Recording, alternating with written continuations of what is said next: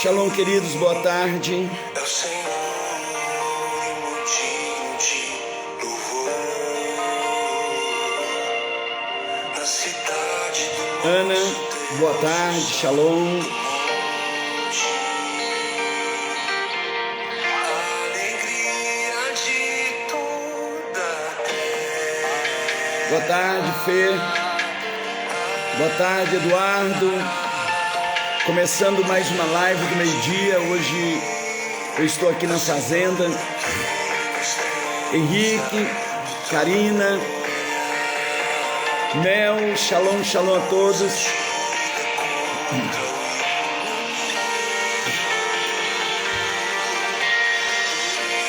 Glória a Deus.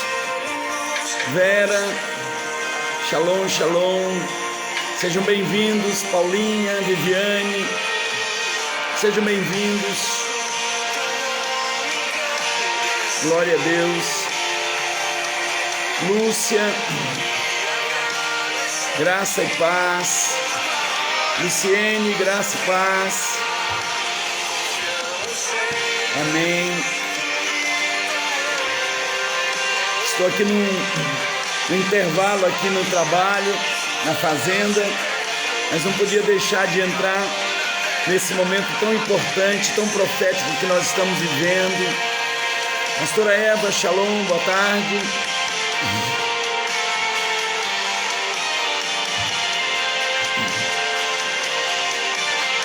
Aleluia.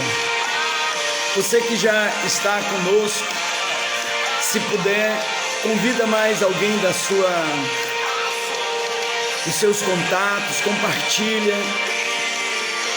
Hoje eu tenho uma palavra muito importante, extremamente libertadora, nesse momento profético que nós estamos vivendo.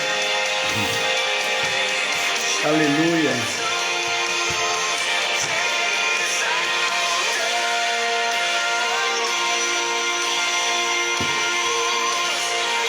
Shalom, Lu. Shalom, Carol. Seja bem-vinda. Amém.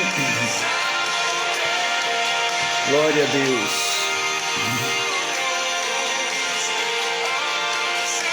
Amém, Karina.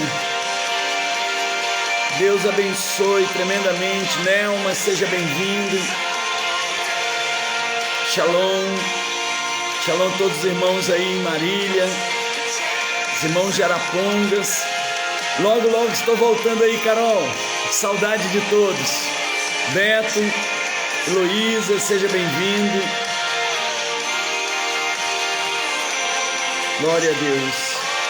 Manda um abraço para todos aí. Logo vou estar aí junto com o apóstolo Fábio, Fernando e toda essa igreja linda. Glória a Deus. Johanna, seja bem-vindo, Johanna. Shalom, shalom. Amém. Obrigado, Nelma. Aleluia. Seja bem-vindo, Max.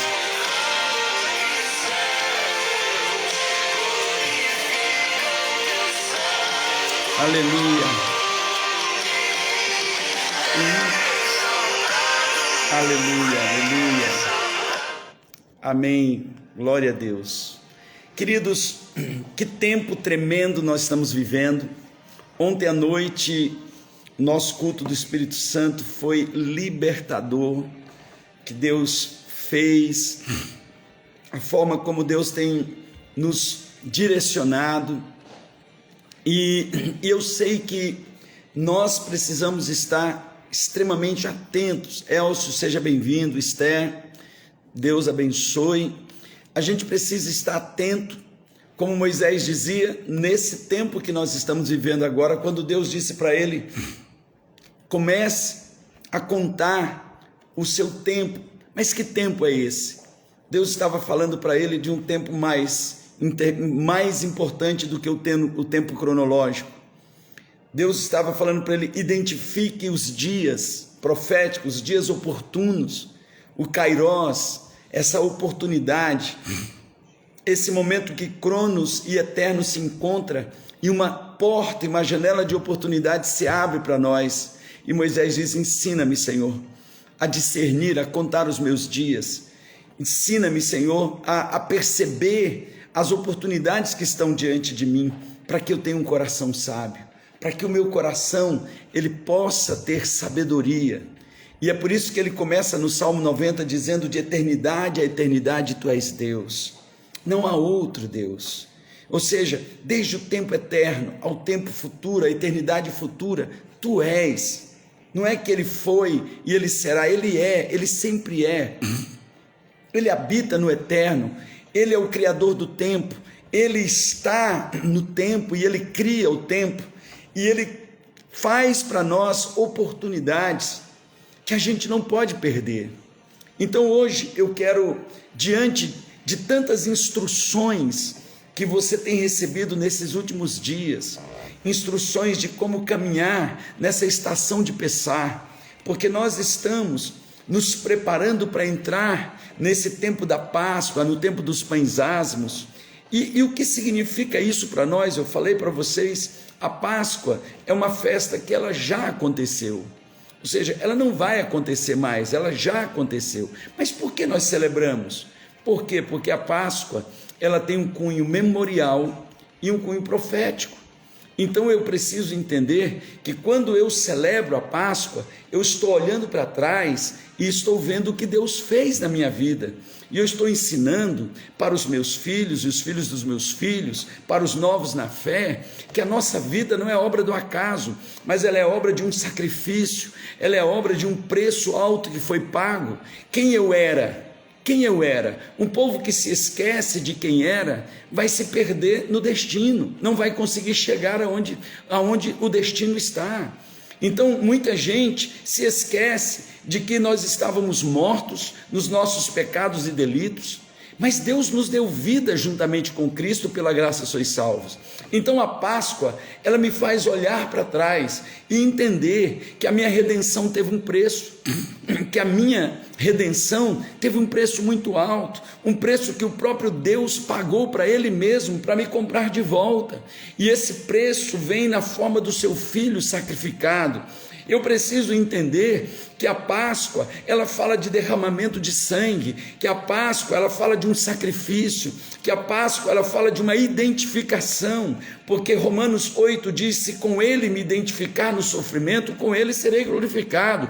Se com Ele eu me identificar na sua morte, com Ele eu me identifico na sua ressurreição. Ou seja, há que existir uma identificação, e é por isso que no dia 10 de Aviv, ou seja, no 10º dia do mês da Páscoa, o cordeiro é colocado dentro de casa. Para quê? Para passar 4 dias com a família, para que a família seja impregnada com o cheiro do cordeiro, e o cordeiro com o cheiro da família, que haja uma identificação daqueles que serão redimidos com aquele que vai redimir.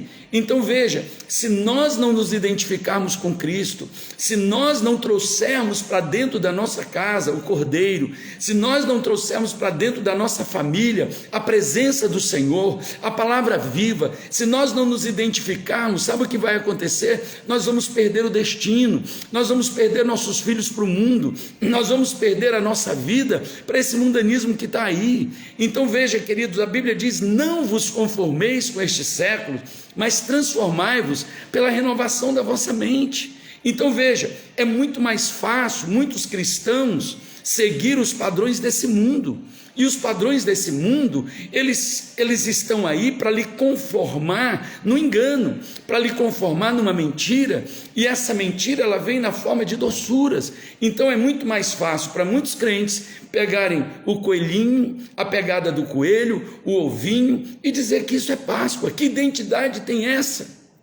Que identidade tem essa? Ah, mas não tem nada a ver. Pois é, esse não tem nada a ver que tem feito com que a família de muitos crentes estejam vendo seus filhos perdidos.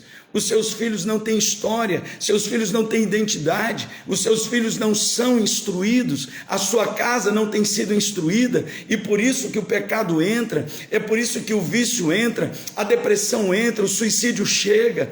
Quantas famílias de cristãos estão enfrentando suicídios, enfrentando depressão, enfrentando problemas terríveis? Por quê? Porque não há identificação. A verdade que liberta não foi colocada dentro da casa. Então veja, quem define o nosso destino profético somos nós. E eu quero nesta tarde começar a falar um pouco sobre isso. Assuma o seu destino profético. Assuma o seu destino profético, porque se você não assumir o seu destino profético, se você não entender a oportunidade que Deus está trazendo nessa temporada, nesse momento, nessa janela de oportunidade, vai passar mais um ano, vai perder mais um ciclo, vai começar a remar novamente contra a maré, contra as correntezas, para tentar recuperar o que foi perdido. Por quê? Porque quando nós entramos numa estação dessa, ou a gente vence o inimigo e preserva a colheita, ou ele leva embora tudo que é seu e você vai começar tudo de novo.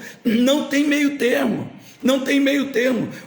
Ou você vence o inimigo e preserva a sua colheita, ou você vai ser novamente roubado, saqueado, destruído e ter que remar tudo de novo. Até quando? Então assuma o seu destino profético, assuma. Então veja, se não tem identificação, se não tem identidade, se nós perdemos a nossa identidade, nós perdemos quem nós somos. Havia um povo chamado povo assírio, que nos dias de Israel, o que esse povo fazia? Quando eles invadiam um território, eles pegavam toda a população daquele território e levava para um outro território estranho, e a população daquele território estranho trazia para esse outro território. O que ele fazia nesse embaralhamento? Ele tirava a identidade desse povo, porque não tem forma mais eficaz de fragilizar um povo do que tirar a sua identidade. Quando você perde a sua identidade, você fica fragilizado. E nossa identidade de cristãos, a nossa identidade, ela nasce no sacrifício de Cristo. A nossa identidade é cristocêntrica. A nossa identidade não é religiosa. A nossa identidade não está relacionada numa coisa que você chama de igreja. Está na pessoa de Cristo, está no sacrifício dele, e nós precisamos resgatar essa identidade, nós precisamos resgatar toda essa pedagogia dentro da nossa família, da nossa casa, para os novos na fé. Por quê? Porque quando eu olhar para isso, eu preciso entender que a minha vida começa na cruz, a minha vida não começa em qualquer lugar, a minha vida não começa debaixo de um coelho que bota ovo, a minha vida não começa na doçura de um chocolate, a minha vida não começa nessas coisas que são bonitas, gostosas. A minha vida começa num sacrifício, no Deus que se fez carne e habitou entre nós, e ele veio com um único motivo. Jesus não veio porque me amou, Jesus não veio por causa de mim, ele veio porque o Pai precisava de uma oferta, e ele se entregou como oferta ao Pai, porque o Pai que amou você e a mim precisava comprar a gente de volta, e para comprar ele entregou o seu filho foi moído, o seu filho foi esmagado, o seu sangue foi derramado, ele foi humilhado. Então eu preciso entender que a minha identidade é cristocêntrica. A minha identidade, ela não é uma identidade religiosa, a minha identidade não é uma identidade que ela agrada a todo mundo, ela começa na cruz. Nós não somos um povo que vive para ser aceito, para ser entendido e compreendido, não. Nós somos um povo que vive por um destino profético, e ou eu assumo o meu destino profético, ou eu me perco. Ou eu assumo quem eu sou para saber aonde eu vou, ou eu vou me perder.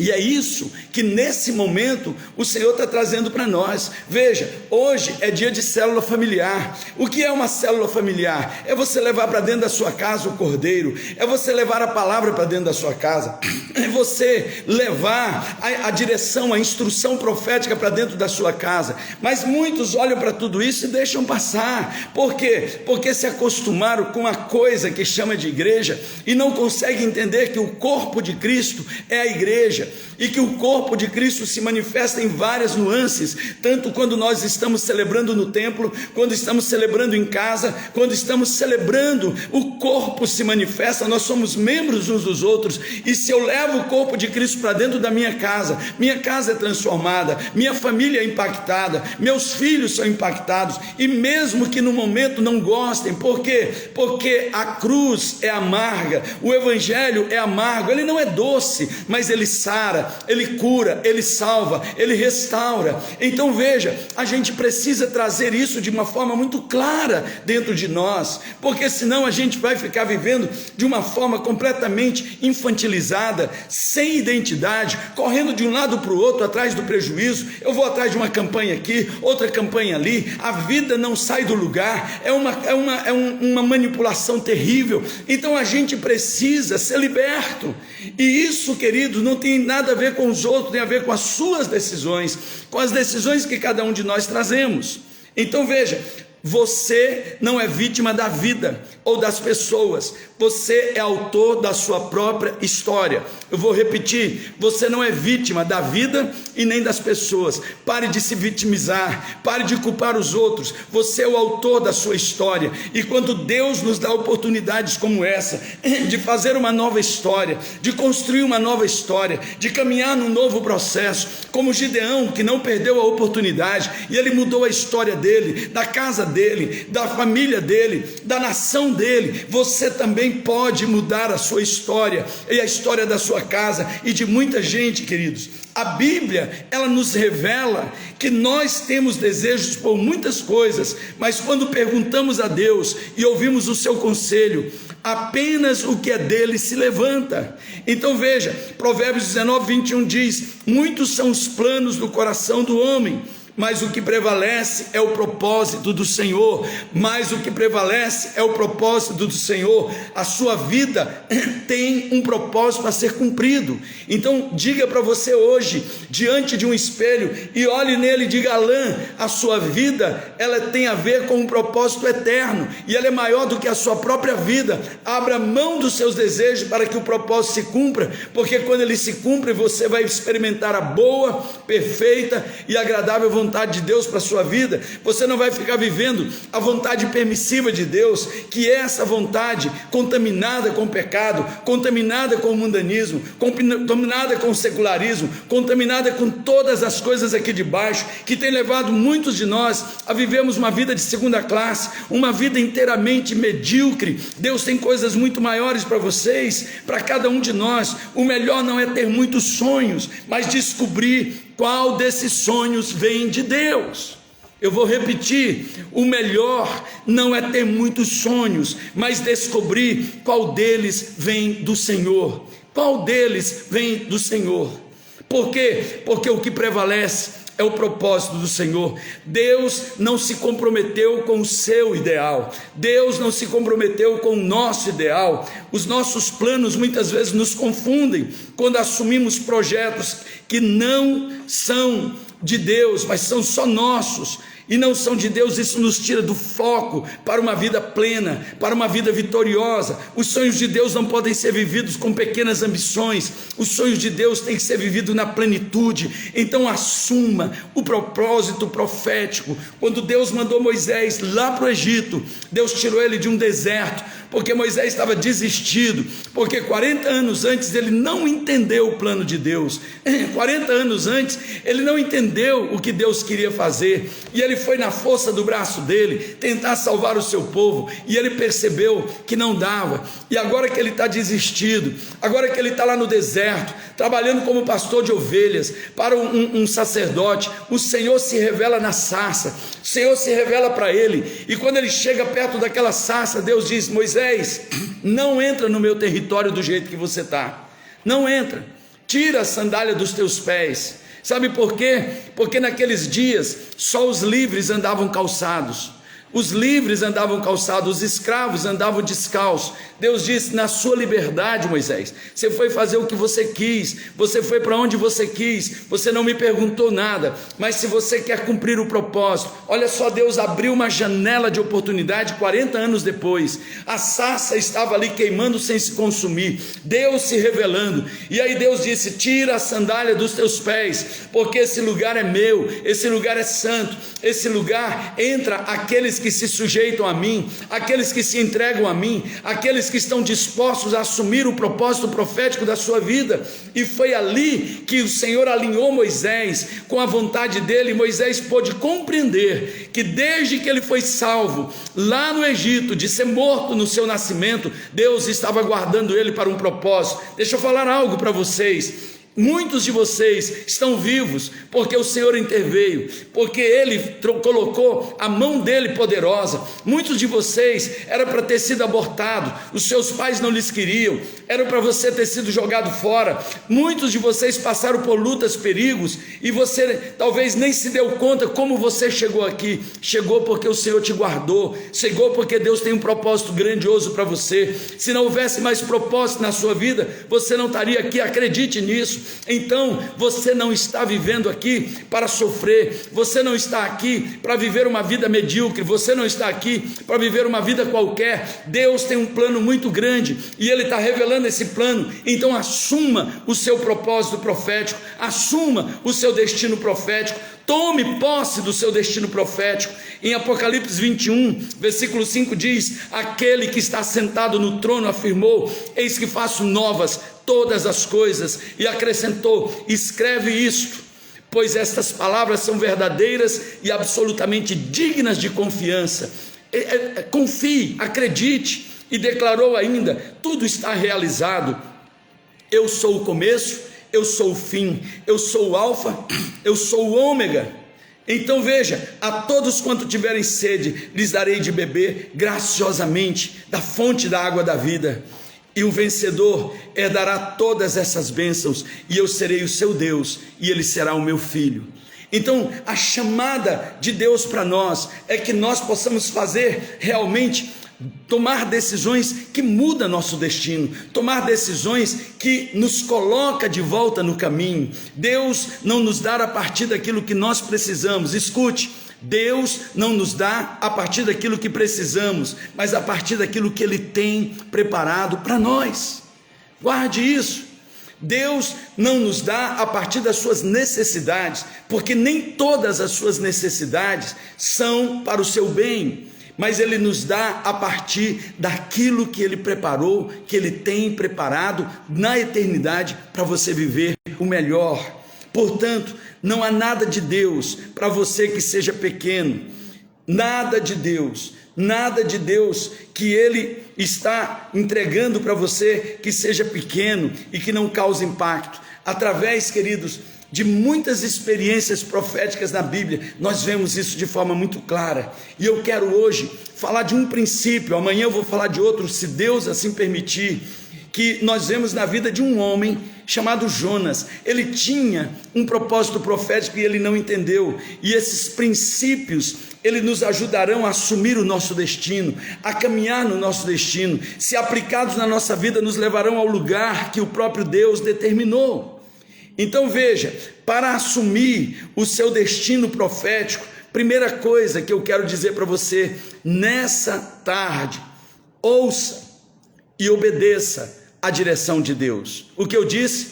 Ouça e obedeça a direção de Deus. Olha o que Deus fala para Jonas no capítulo 1, versículo 2: vá depressa, vá rápido à grande cidade de Nínive e pregue contra ela, porque sua maldade subiu até a minha presença. Mas Jonas fugiu da presença do Senhor, dirigindo-se para Tarsis. Ele desceu à cidade de Jope, onde encontrou um navio que se destinava àquele porto. Ele pagou um preço muito alto. Ele pagou um preço muito alto. Ele pagou um preço muito alto para fugir do seu destino profético. Qual é o preço que você tem pago para entrar no barco errado? Porque escute, para entrar no barco errado tem um custo. E muita gente está pagando preço alto. Muita gente está sofrendo. Muita gente está vivendo uma situação medíocre, de segunda mão, entrando nos lugares tempestuosos, e depois, olha o texto diz, depois de pagar a passagem, embarcou para Tarsis, para fugir do Senhor. Tem gente que está pagando um preço alto para desobedecer a Deus, um preço alto para tomar o barco errado. Sabe, queridos, o ápice da sua vida está na vontade de Deus. Existe uma urgência naquilo que Deus lhe pede. Eu vou repetir, o ápice, o Everest da sua vida, o ápice está no centro da vontade de Deus. O Everest, o monte mais alto da sua vida, está exatamente na vontade de Deus, e existe uma urgência naquilo que Deus está lhe pedindo. Deus está falando para você fazer coisas urgentes, e você está postergando muitas vezes, comprometendo o seu destino profético. Então veja, você não é vítima da vida, você não é vítima de pessoas, você tem sido vítima das suas decisões. Então assuma nessa tarde, assuma nessa temporada, assuma, queridos, nesse momento, a fazer um retrocesso, a fazer uma techuvá, a voltar para o Senhor. Ele diz: vinde, tornemos ao Senhor, porque Ele foi que mandou a tempestade do barco errado para trazer a gente de volta. Foi Ele que providenciou o peixe grande para você cair lá naquele abismo e lhe trazer para o lugar certo. Vinde, tornemos ao Senhor, pois Ele nos despedaçou e Ele nos sarará. Ele fez a ferida e Ele vai sarar. Depois de 2 dias Ele vai nos levantar, e ao 3º dia estaremos para sempre com Ele. Venham. Essa é uma chamada. Esses tempos das festas bíblicas são tempos de techuvá, são tempos de voltar. Como eu falei, Páscoa é uma festa que não vai mais acontecer, porque ela já se cumpriu para os judeus, ela já se cumpriu para a igreja, mas ela tem todo um processo pedagógico para nós entendermos a nossa identidade. Por quê? Porque ela é memorial, e ela mostra aonde eu estava quando Deus me achou, quem eu era quando Ele me comprou, e ela me mostra que o meu preço foi pago, e o preço foi pago com sangue, com amarguras, com ervas amargas, com santidade, com pureza. Então eu não posso me perder nesses dias com as facilidades. Eu preciso entender quem eu era, quem eu sou e para onde eu vou. Então ela é profética, porque ela aponta o meu destino. E quando ela aponta o meu destino, Yeshua levantou o cálice na ceia, na última Páscoa que ele celebrou, e ele disse: este é o meu cálice que é derramado por vós, esse é o meu pão, o meu corpo partido por vós. E quando vocês comerem este cálice, esse pão, e tomar este cálice, vocês vão dizer que Ele volte. Maranata, Jesus. Ou seja, nós temos um destino, nós sabemos quem nós somos e sabemos para onde vamos. Quem não sabe quem é, perde o seu destino, e é por isso que muita gente está pagando preço para entrar no barco errado. Não dá para vivermos uma vida plena sem fazer com pressa aquilo que o Pai ordenou. Veja, tem direções que Deus está nos dando agora. Desde a semana passada que eu estou trazendo direções proféticas, Deus está me usando para trazer direções proféticas. Sabe, queridos, não dá para você viver a plenitude de Deus postergando o que Ele tem mandado. Não dá, você tem que fazer com pressa aquilo que o Pai ordenou. Se você não deseja perder tempo, então entregue todo o seu tempo para Deus, entregue sua vida para Ele, entregue seus propósitos, seus caminhos. A nossa prioridade deve ser Deus, e então o restante se ajusta. Ponha Deus como prioridade. Se Deus não for a primeira pessoa na sua vida, na sua casa, com certeza Ele não vai ser a segunda. Por quê? Porque Deus não é o Deus de restos. Caim tentou levar o resto para Deus. Deus disse: não quero, eu não sou Deus de resto, eu não sou Deus dos melhores da sobra do mundo. Saul levou o melhor de Amaleque, Deus disse: isso é lixo, eu não quero. O que eu queria era sua obediência, era seu coração, então eu não quero. Ananias e Safira levou uma oferta totalmente misturada com engano, com mentira, com avareza. Deus falou: não quero, e não aceitou nem a oferta e nem eles. Então a gente precisa entender que se Deus não é a primeira pessoa na minha vida, com certeza Ele não vai ser a segunda, e nem da sua casa. Amém? Nós precisamos entender o que Deus tem lhe pedido para fazer que você ainda não fez. O que Deus tem lhe chamado nesses dias que você ainda não fez. Que propósito, sabe? Que tipo de missão Deus lhe confiou e você está relutando em cumpri-la? Por que você está resistindo tanto em se comprometer ministerialmente, em se comprometer com a sua chamada, usando todo tipo de desculpa, dizendo que não tem tempo, dizendo que não é nada, não tem nada a ver com você? Moisés falou: olha, Deus, eu não sei falar. Deus falou: eu que faço a boca do homem. Deus, eu sou incapaz. Deus falou: por isso que eu estou te chamando, porque não vai ser sua força, é a minha força. Então não use desculpa, se entregue para Ele e veja o que Deus vai fazer na sua vida. Paulo, escrevendo aos crentes de Éfeso, ele disse lá em Efésios 2:10, porque somos criação de Deus, realizadas em Cristo Jesus, para fazermos boas obras, as quais Deus preparou de antemão, para que nós as praticássemos. Não há, escute, eu vou terminar, não há a mínima possibilidade de assumir o seu destino sem ouvir e obedecer a direção de Deus. Obediência é o pré-requisito fundamental para se chegar ao lugar que Deus já determinou para a sua vida. Obediência é fundamental. Nós precisamos entender isso. É fundamental e não tem como você viver o seu destino profético se não for na presença do Senhor. Amém, queridos? Nós vamos orar nesse momento. Nós vamos entrar nesse momento diante de Deus e dizer para Ele: Senhor, eu quero, amanhã eu vou continuar essa ministração. Amém? Paizinho, nós queremos te pedir, Senhor, ensina-nos a contar os nossos dias, para que assumamos coração sábio, Pai. Ajuda-nos a discernir o tempo, as oportunidades do Senhor, para que a gente não se perca no caminho. Meu Deus, eu quero abençoar a vida dos meus irmãos, eu quero abençoar cada uma destas vidas, e eu quero declarar, Pai, que a nossa casa vai se tornar um pedacinho do céu. Nossos filhos serão impactados com o Cordeiro, serão impactados com esse sacrifício, serão impactados com a redenção. Nossa família será impactada com a redenção. Os novos na igreja serão impactados e transformados.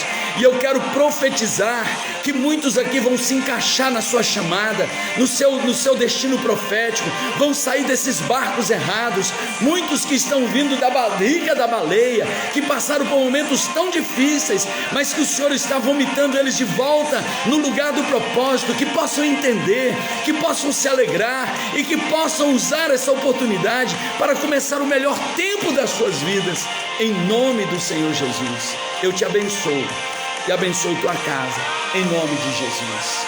Amém. Glória a Deus, em nome de Jesus. Que o Senhor te abençoe e que você possa, nessa Páscoa, você possa tomar uma decisão de assumir o seu destino profético. O seu destino profético. Você não é obra do acaso, você não é vítima da vida, você não é vítima das pessoas, você define o seu destino. É você que define o seu destino. E o seu futuro, você define ele agora, porque tem uma oportunidade tremenda de Deus para a sua vida. Pare de culpar a vida, pare de culpar os outros, pare de culpar pessoas, pare de culpar família, marido, esposa, pastores, líderes, sistema. Pare de culpar. Você é quem define a sua história. A vida não está lhe destruindo. Você talvez está na barriga do peixe porque pagou o preço para entrar no barco errado.